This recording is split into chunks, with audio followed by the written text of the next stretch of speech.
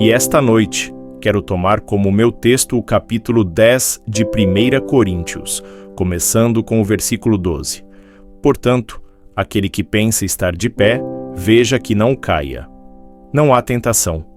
Ouça isto, nenhuma tentação que você enfrente, que não seja comum ao homem.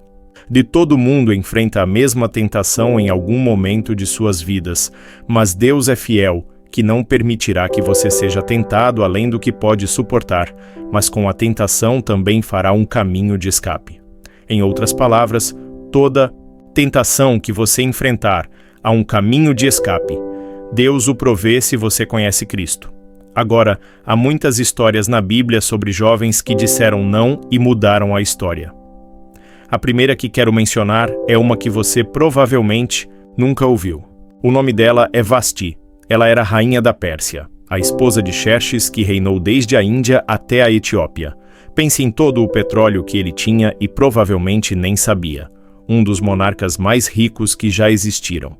E ele deu um grande banquete que durou muitos dias, e no final, em sua espécie de estupor bêbado, ele ordenou à sua esposa, Vasti, que viesse e fizesse uma dança lúbrica diante de todos os seus convidados.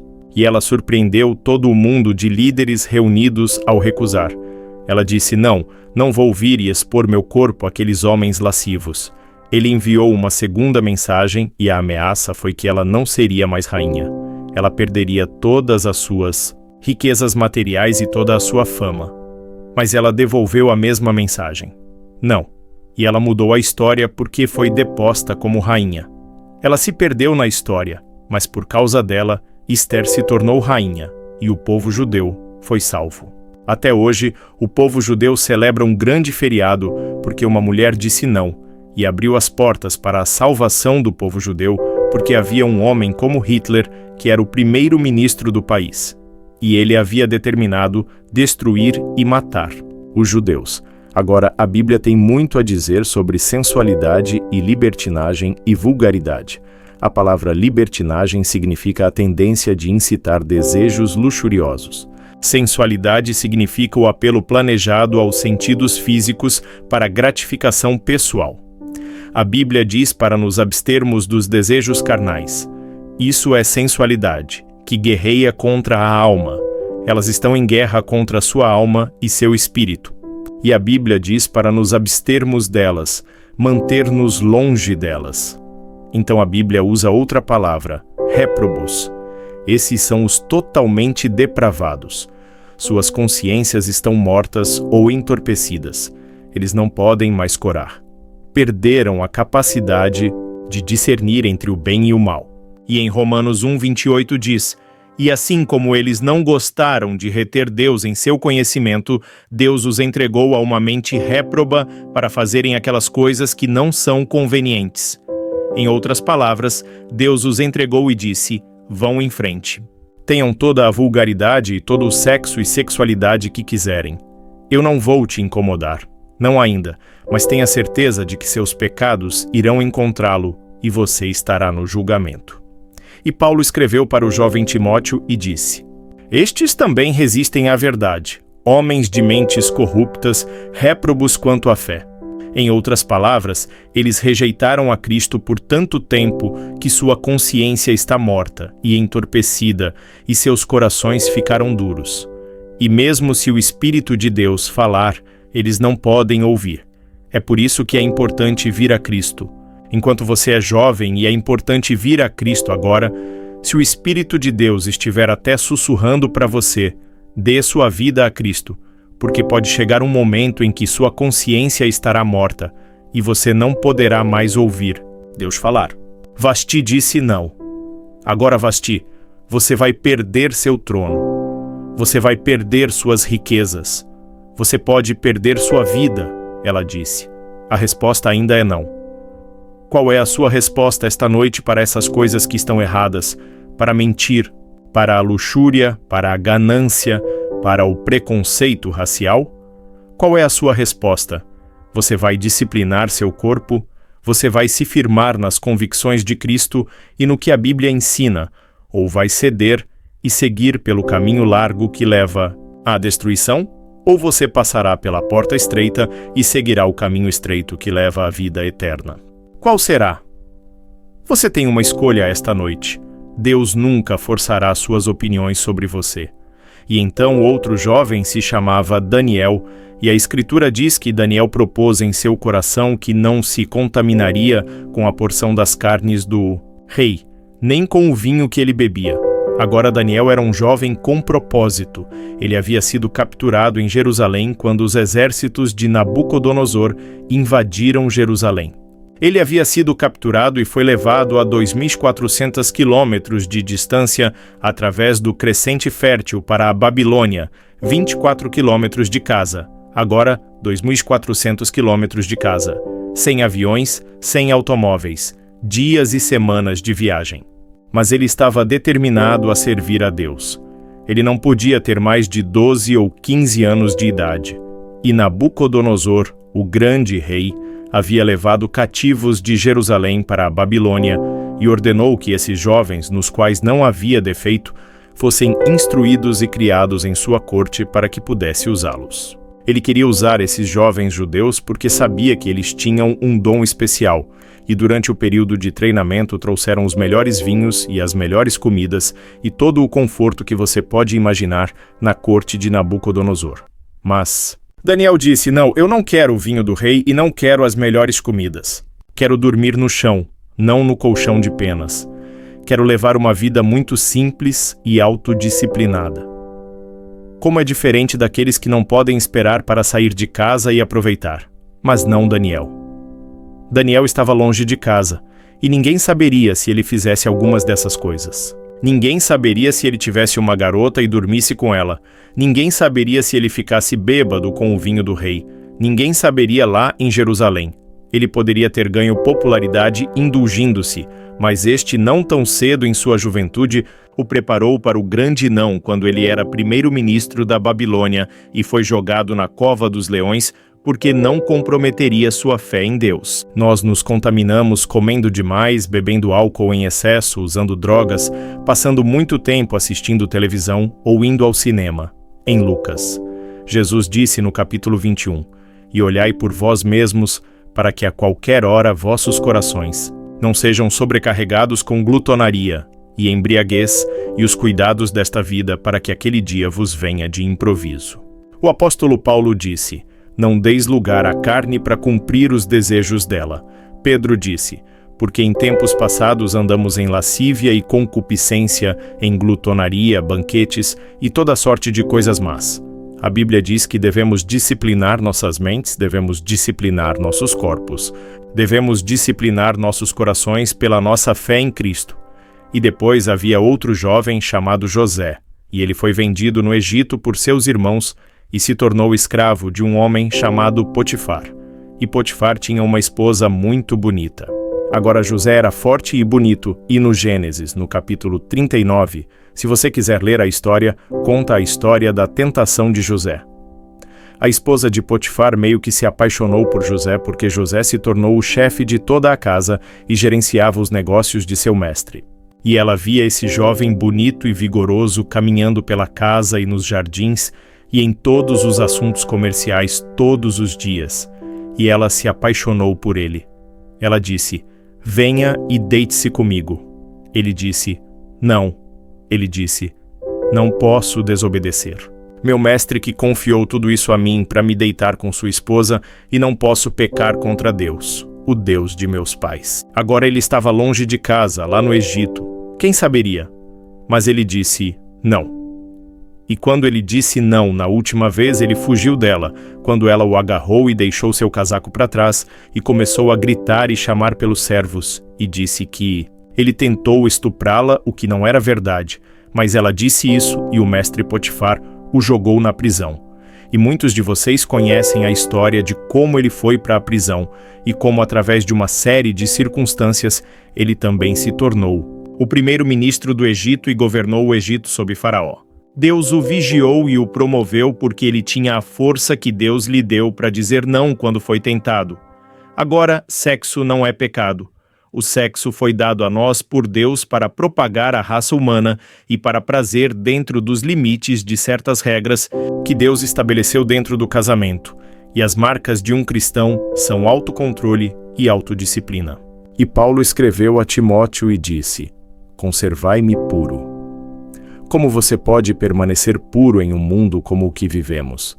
Como você pode permanecer puro e olhar para as bancas de jornal? Como você pode permanecer puro e assistir a filmes? Como? Você pode permanecer puro com todas as tentações lançadas contra você? Você não pode. De jeito nenhum, exceto um. Se Cristo está em seu coração, Ele lhe dará a força e o poder, porque nenhuma tentação virá sobre você que seja tão forte que Ele não proverá um caminho de escape. Dê sua vida a Cristo esta noite e deixe-o assumir o controle de sua vida e deixe-o ser Senhor de sua vida e deixe-o governar essa área de sua vida, sua mente e seu corpo e até sua sexualidade. Deixe-o ser Senhor de sua vida sexual. Então houve outro jovem chamado Moisés. Frequentemente pensamos em Moisés como sendo um velho de barba, mas foi em sua juventude que ele tomou as decisões que o levaram à grandeza. Porque as Escrituras dizem que pela fé Moisés, quando chegou à idade adulta, talvez aos 17 ou 18 anos, recusou ser chamado filho da filha do faraó. Escolhendo, ele teve que fazer uma escolha de preferir sofrer aflição com o povo de Deus do que desfrutar dos prazeres do pecado por um curto período. Observe que ele estava no Egito, filho da filha do faraó, herdeiro do trono do Egito, possivelmente para ser o próximo faraó. Mas ele fez uma escolha porque sabia que seu povo, o antigo Israel, eram escravos dos egípcios. E ele teve que fazer uma escolha no auge de sua glória, no auge de tudo o que lhe era oferecido. E ele disse não ao Faraó: não serei seu filho. Escolherei sofrer e morrer com meu povo e servir ao verdadeiro e vivo Deus. E foi exatamente isso que ele fez. E hoje conhecemos Moisés como um dos grandes homens de toda a história. Ele disse: em vez de desfrutar dos prazeres do pecado por um curto período, agora há uma diferença entre prazer e alegria. Quem ama o prazer será pobre, a Bíblia diz. E a Bíblia diz sobre um homem: dediquei meu coração para conhecer a loucura, o prazer e a tolice, mas isso causou aflição do espírito, mas quem vive para o prazer está morto enquanto vive. Amantes do prazer mais do que amantes de Deus. A Bíblia diz que há pessoas que amam o prazer mais do que amam a Deus. Qual deles você é? Você ama a Deus mais do que os prazeres pecaminosos? Não estou falando de esportes e todas essas coisas maravilhosas que temos. Estou falando de prazeres pecaminosos. Agora, a alegria é produzida pelo Espírito Santo e há centenas de escrituras que falam sobre a alegria. Você pode ter alegria quando pode não ter prazer, porque a alegria corre profunda. O anjo disse a Maria naquela primeira noite de Natal: não temas, pois eis que vos trago boas novas de grande alegria, que será para todo o povo. E mesmo no sofrimento, quando você vem a Cristo, Deus não tira o sofrimento e não tira os problemas e dificuldades de sua vida de jeito nenhum. Ele não promete que se você estiver desempregado, Ele lhe conseguirá um emprego amanhã de manhã se você aceitar a Cristo esta noite.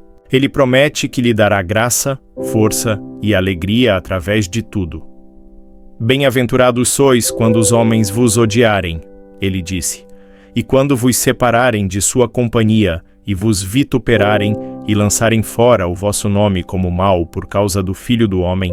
Alegrai-vos nesse dia e exultai, porque eis que é grande o vosso galardão nos céus, pois assim faziam seus pais aos profetas. Todos os que querem viver piedosamente em Cristo Jesus serão perseguidos, diz a Bíblia. Haverá sofrimento. Jesus disse: se você não estiver disposto a tomar sua cruz e renunciar a si mesmo, não pode ser meu seguidor. Moisés escolheu a alegria de seguir a Deus em vez dos prazeres do Egito. Quem você está seguindo? Qual é sua escolha esta noite? E o último é Jesus. Jesus foi tentado em todos os pontos como nós, mas sem pecado. Então você quer me dizer que Jesus foi tentado a mentir? Sim. Que Jesus foi tentado a desejar luxúria? Sim. Que Jesus foi tentado a ir com alguma mulher? Sim. Que Jesus foi tentado a roubar? Sim. Ele foi tentado em todos os pontos como nós, mas sem pecado. Como ele superou a tentação? A Bíblia nos diz no 4º capítulo de Mateus e em muitos outros lugares. Mas vou pegar apenas esse. O diabo veio a ele quando ele estava com fome, cansado e com sede e disse: Se tu és o Filho de Deus, manda que estas pedras se tornem em pão. Observe que ele tentou colocar dúvidas na mente de Jesus sobre quem ele era. Você vê, Jesus era o Filho de Deus. Ele era o Filho de Deus nascido de virgem, que foi ressuscitado dos mortos pelo poder de Deus e está vivo hoje. Mas o diabo colocou uma dúvida em sua mente. Ele estava fraco, estava cansado, estava com fome, estava agora como homem. Ele enfrentou o diabo, não como o Filho de Deus. Ele o enfrentou como homem e sempre respondeu citando as Escrituras. Por isso que queremos que você memorize as Escrituras. Nem só de pão viverá o homem, mas de toda palavra que sai da boca de Deus. Jesus disse: há algo mais importante do que comida e sexo e coisas materiais. É sua vida espiritual. E então ele disse: se tu és o Filho de Deus, lança-te daqui abaixo, porque está escrito: dará ordens a seus anjos acerca de ti, e em suas mãos te sustentarão. Jesus respondeu novamente: está escrito: não tentarás o Senhor teu Deus. E então o diabo o levou a um monte alto e mostrou-lhe todo o futuro do mundo, todos os reinos que ainda viriam. E disse-lhe: se te prostrares diante de mim e me adorares, darei a ti todos os reinos da terra, desde agora. Mas Jesus disse: arreda-te, Satanás. Ao Senhor teu Deus adorarás, e só a ele servirás. Assim o diabo o deixou e os anjos vieram e o ajudaram. Observe como Jesus enfrentou o diabo e a tentação. Primeiro, ele citou as Escrituras. Segundo, ele estava cheio do Espírito Santo. E terceiro, ele estava na vontade de Deus. Você está disposto a dizer não às tentações do tentador? Está? Pense nisso. E você está disposto a dizer sim às reivindicações de Cristo, que Ele é o Filho de Deus e que você quer que Ele entre em seu coração e perdoe seus pecados, e você quer saber disso? Eu sei que muitos de vocês foram batizados e confirmados. A maioria de vocês talvez seja membro de alguma igreja ou está identificado com uma igreja, ou talvez vá à igreja 2 ou 3 vezes por ano. Não sei se você faz isso ou não, mas tenho certeza de que muitos de vocês fazem. Mas vocês não têm certeza. Vocês não poderiam se levantar aqui esta noite e dizer: eu sei que meus pecados estão perdoados. Eu sei que vou para o céu. Deus está disposto a perdoar todos os seus pecados passados esta noite por causa da cruz. Deus está disposto a dizer: eu te perdoo porque Ele te ama, e Deus se interessa por você como se você fosse a única pessoa em todo o mundo, e você pode recebê-lo esta noite. Você diz: o que eu tenho que fazer? Você precisa estar disposto primeiro a se arrepender de seus pecados. Esse foi o primeiro sermão que Jesus pregou: arrependimento. E a palavra arrependimento significa mudar, mudar de mente, mudar seu modo de vida, deixar Cristo entrar e ajudá-lo a mudar. Você está disposto a fazer isso? Você não pode mudar a si mesmo, mas Ele o ajudará a mudar. Isso não significa que você se tornará perfeito. Significa que você dá meia volta e começa em uma nova direção, e Ele estará com você para ajudá-lo enquanto vive dia após dia para Cristo. Você falhará e cometerá erros. Você não será perfeito, mas Cristo estará com você, se você estiver disposto a se arrepender. Você diz a Deus esta noite: pequei e estou arrependido e estou disposto a mudar. Então a segunda coisa é que, pela fé, você o recebe. Observe que Cliff disse há pouco: você não pode pensar seu caminho até o fim. Há certas coisas que você pode pensar até o fim, mas há muitas coisas no início que você não pode.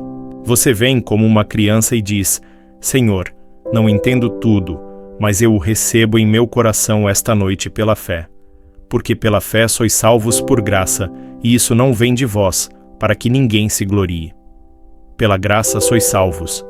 E a terceira coisa, você está disposto a sair daqui esta noite dizendo: vou segui-lo e servi-lo da melhor maneira que eu souber. Sabe, em nossa reunião em Bristol, há algumas semanas, havia um menino de 17 anos e ele tinha uma aula de direção naquela noite e pediu ao seu instrutor para deixá-lo no Ashton Gate, o estádio. E naquela grande multidão, ele localizou sua família que havia recebido ingressos para a noite, e no convite ele e sua irmã fizeram o que vou pedir para vocês fazerem. Eles vieram à frente e ficaram na frente do palco para significar que estavam dando suas vidas a Cristo. Uma semana depois, esse garoto de 17 anos foi morto após um túnel de areia desabar sobre ele na praia. Você provavelmente leu sobre isso. Nos jornais, ele disse sim a Cristo, sem sonhar que em poucos dias estaria no céu e nós o veremos no céu. Você sabe para onde iria se isso acontecesse com você esta noite? Você pode ter certeza antes de sair daqui. Vou pedir que você saia do seu assento agora. Centenas, talvez milhares de vocês devem vir e ficar aqui neste gramado calma e reverentemente e dizer, ao vir, quero me arrepender de meus pecados, quero receber Cristo em meu coração, quero saber que meus pecados estão perdoados, quero saber que vou para o céu e quero essa nova vida. Jesus morreu publicamente por você, nu, sangrando e morrendo na frente dessa multidão por você. Certamente você pode vir neste belo campo esta noite e declarar-se para Cristo. Não apenas jovens, você pode ter 70 ou 80 anos e Deus falou com você esta noite. Levante-se e venha, vamos esperar por você.